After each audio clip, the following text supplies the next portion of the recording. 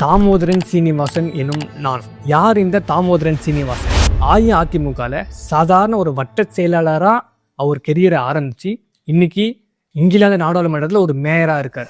அவரை பற்றி தான் இந்த வீடியோவில் ஃபுல்லாக பார்க்க போகிறோம். வாங்க வீடியோக்குள்ளே போகலாம். இது போன்ற இன்ட்ரெஸ்டிங்கான டாபிக்ஸை பற்றி தெரிஞ்சுக்கிறதுக்கு வாவ் நெட்வொர்க்கை சப்ஸ்கிரைப் பண்ணி வைங்க. பக்கத்தில் இருக்கிற பெல் ஐக்கானையும் கிளிக் பண்ணுங்கள். அப்போ தான் நாங்கள் போடுற ஒவ்வொரு வீடியோவும் உங்களுக்கு உடனடியாக வந்து சேரும். வாங்க வீடியோக்குள்ளே போகலாம். அதிமுகவின் வட்ட செயலாளராக இருந்த ஒருவர் தற்போது இங்கிலாந்து நாடாளுமன்றத்தின் ஆளுங்கட்சியாக இருக்கக்கூடிய தொழிலாளர் கட்சியின் முக்கியமான தலைவர் அப்படின்னு சொன்னா அவங்களால நம்ப முடியுதா?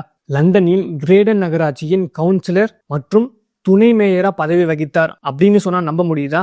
ஆமாங்க, இவரு தான் அவரு. இன்னைக்கு இருக்கிற சூழ்நிலையில அவரு மேயராகவோ அப்படி இல்லை அப்படின்னா இங்கிலாந்து நாடாளுமன்றத்துல ஒரு எம்பியாவோ கூட ஆகலாம் அப்படின்னு சொல்றாங்க அரசியல் விமர்சகர்கள்.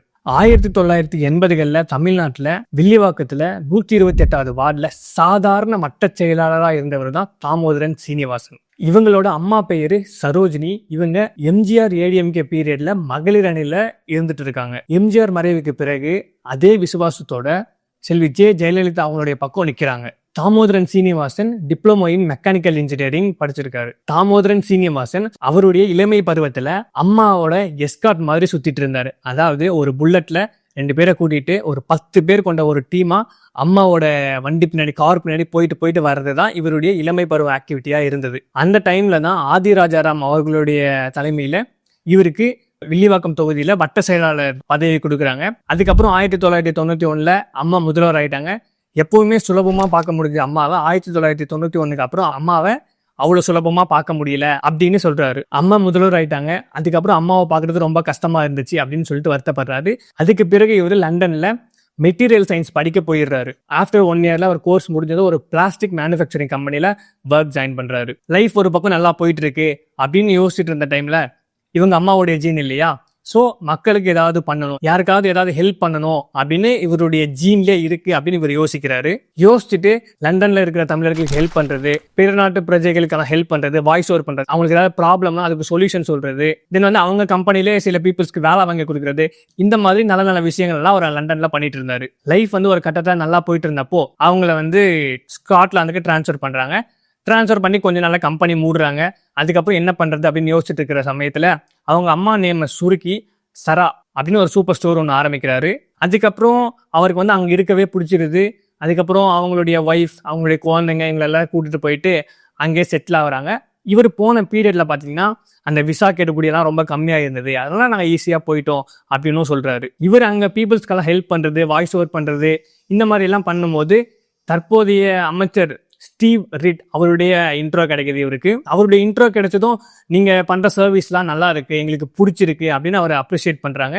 நீங்க இந்த சர்வீஸ் எல்லாம் பண்றீங்க, நீங்க பாலிடிக்ஸ் வந்தா நல்லா இருக்கும், அதுவும் தொழிலாளர் கட்சியில சேர்ந்தா நல்லா இருக்கும் அப்படின்னு சொல்றாங்க. இவரும் தொழிலாளர் கட்சியில ஜாயின் பண்றாரு.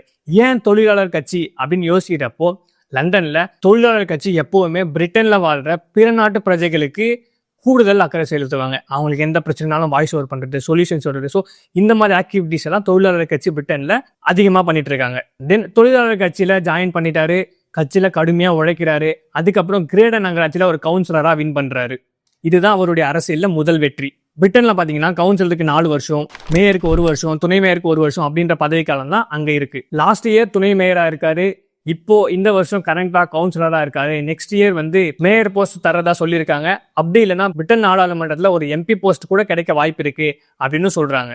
என்னதான் நான் ஏடிஎம்கே காரனா இருந்தாலும் கூட ரீசெண்டா தமிழக முதல்வர் MK ஸ்டாலின் அவர்கள் லண்டன் வர்றப்போ அவரை வரவேற்ற குழுல நானும் ஒருத்தன் அப்படின்னு சொல்றாரு. இது மட்டும் இல்ல, எடப்பாடி பழனிசாமி அவர்கள் முதல்வராக இருக்கும்போது கூட லண்டன் வந்தப்போ அவரை வரவேற்ற குழுல நானும் தான் இருந்தேன் அப்படின்னு சொல்றாரு. சரி, நெக்ஸ்ட் இயர் தமிழ்நாடு எலெக்ஷன் வருது, அதை பத்தி சொல்லுங்க அப்படின்னு கேட்டப்போ அவர் ஒரு சுவாரஸ்யமான பதில ஒண்ணு சொன்னாரு. நான் ஏடிஎம்கே காரன், நான் டிஎம்கே வரணும் நான் சொல்லுவேன். எம்ஜிஆர் அம்மா தமிழ்நாட்டுக்கு அவங்க கொடுத்த நல்லாட்சியை இப்போ வரப்போற எடப்பாடி பழனிசாமியும் கொடுக்கணும் அப்படின்றதான் என் ஆசை அப்படின்னு சொல்லிட்டு அந்த காணொலியை முடிக்கிறாரு. இது போன்ற சுவாரஸ்யமான நியூஸுடன் வாவ் நெட்வொர்க். நன்றி, வணக்கம்.